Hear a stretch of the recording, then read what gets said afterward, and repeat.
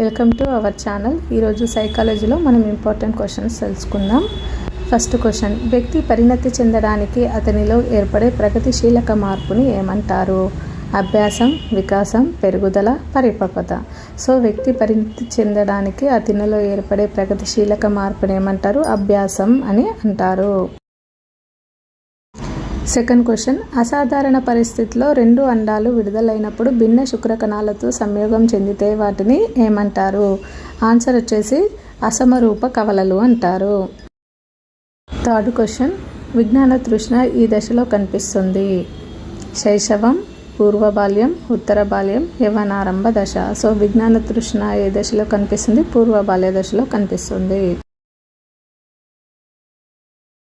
Fourth question, వ్యక్తి భావ ప్రకటనకు ఏవి ప్రతిపాదికలు అవుతాయి? సంకేతాలు, ప్రతీకాలు, భావనలు, ఆలోచనలు. ఆన్సర్ వచ్చేసి భావనలు.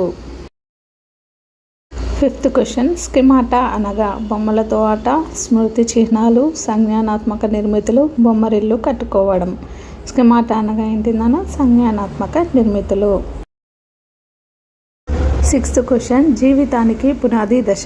బాల్య దశ, శైశవ దశ, యవ్వన దశ, వయోజన దశ. సో జీవితానికి పునాది దశ శైశవ దశ.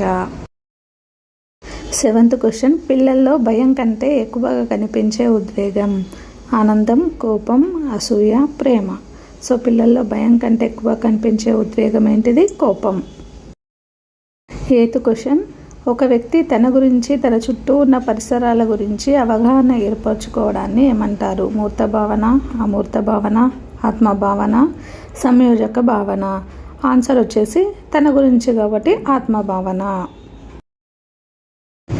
నైన్త్ క్వశ్చన్, అసూయ వలన ఏర్పడే మంచి లక్షణం. ఉత్సాహం, సహకారం, ఆనందం, పోటీతత్వం.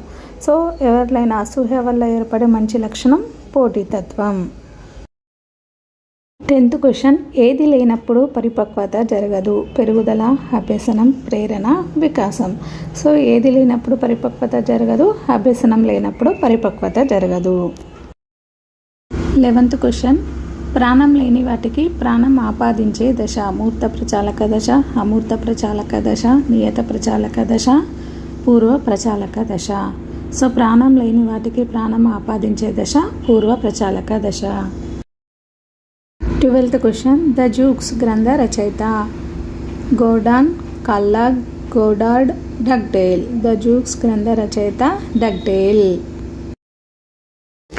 13th question, child is the father of the man అన్నది ఎవరు? Hurlock, Woodworth, Stanley Hall, Shakespeare.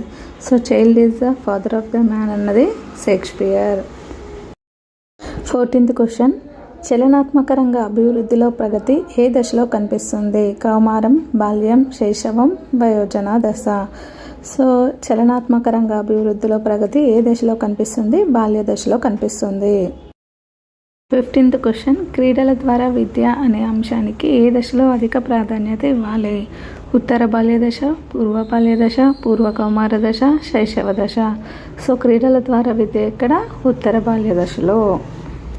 ఈ వీడియో కనుక మీకు నచ్చినట్లయితే లైక్ చేయండి, షేర్ చేయండి అండ్ సబ్స్క్రైబ్ చేయండి. Thanks for watching.